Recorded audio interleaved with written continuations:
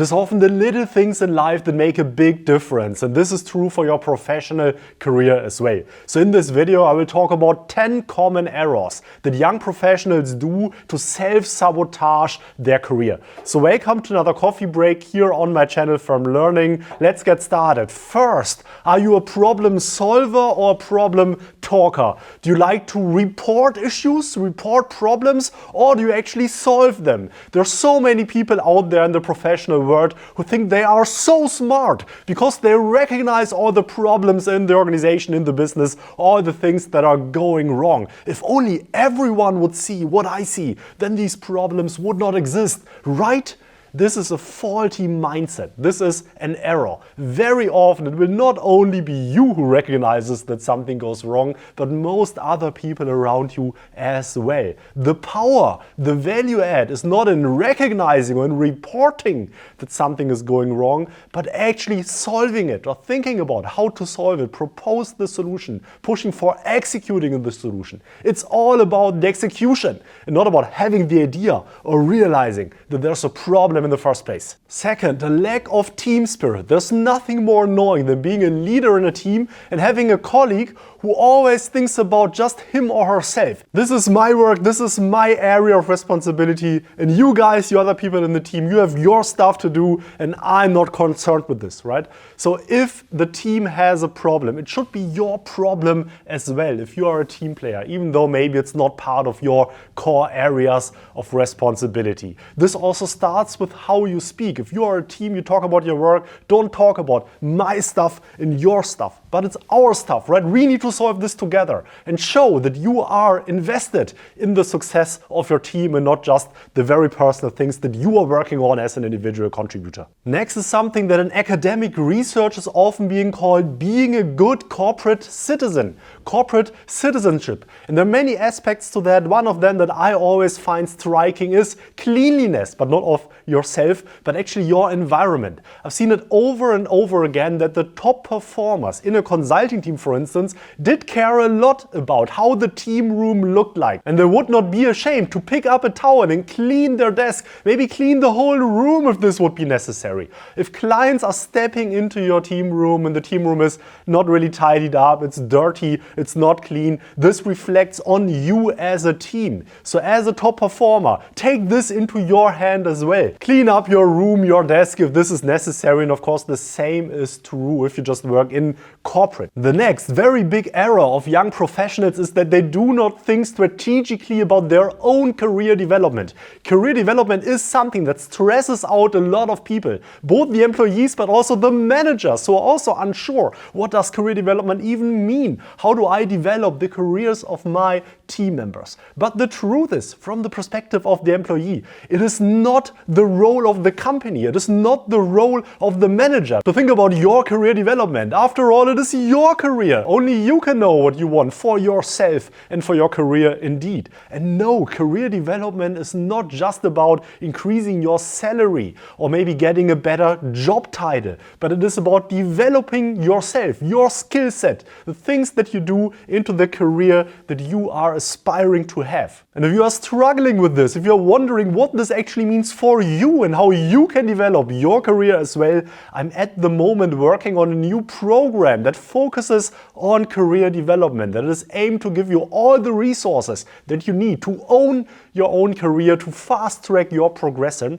If you're interested in that, there will be a link to a waitlist for this in the video description. Feel free to put your name on it to be the very first to learn about this and also get some free resources around that. Next is agendas for meetings. It is a very bad style to just invite people to a meeting without sharing with them what the meeting is actually all about, actually sharing an agenda with them in advance of the meeting, to also give them the opportunity to reflect to what extent they can even contribute to the topic, maybe help them to prepare towards what you want to achieve. So whenever you are setting up a meeting, whenever you're inviting a colleague to a meeting, make sure that there's a clear agenda included to the invite and everyone knows what to expect. Next is divisional thinking. While it's of course okay to focus first on what maybe your team wants or what your team needs, many people fail to actually also have the perspective of the whole company when they consider certain actions. And this often often again starts with the language. People might say,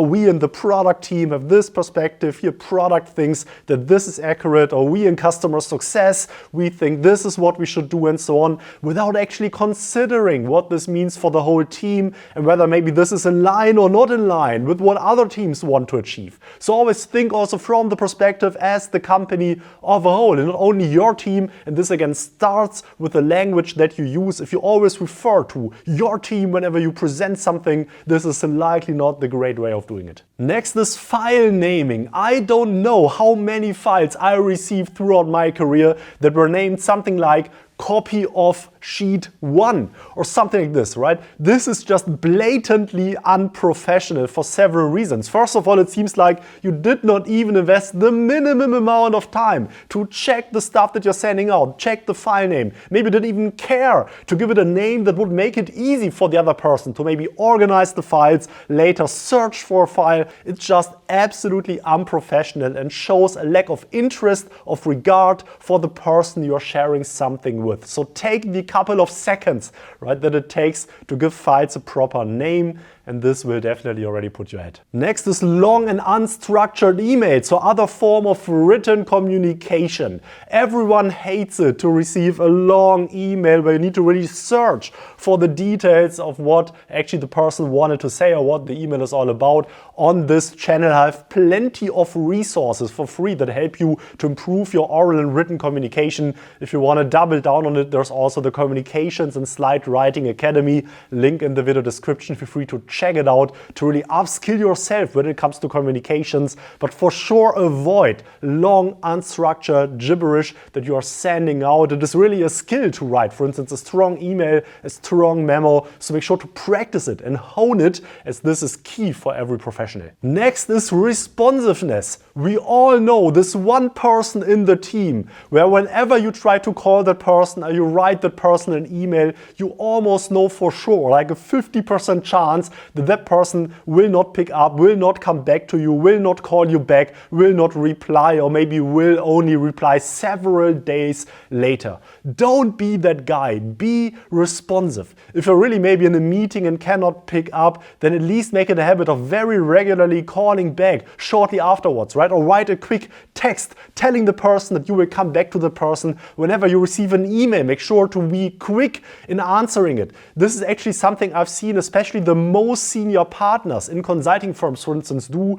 Doesn't matter how busy they are, doesn't matter how many things they have on their plate. Whenever a senior client is writing to them, they would often respond right away. Don't matter where they are, whether they are in a steerco meeting with other senior clients, right? They would find a way to get back to the other person as fast as possible. So be responsive. This will make a big difference in how other people perceive you. You don't want to be the person that doesn't come back to other people. That's just perceived as unreliable, right? And people will not want to work with you to that extent anymore. Before we move to the last tip, if you took any value out of this video at all, please destroy the like button and subscribe to stay up to date on all my content. Big thanks to all the members of Firm Learning for supporting my work here on the channel.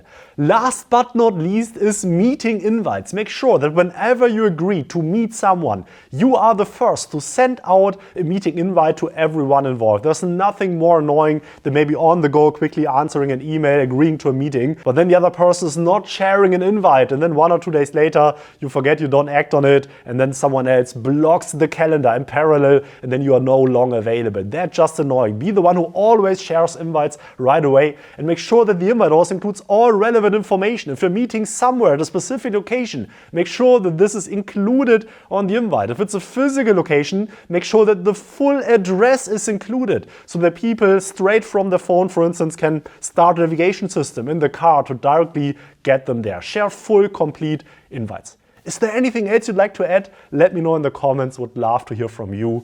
Best and bye. Heinrich here from Firm Learning.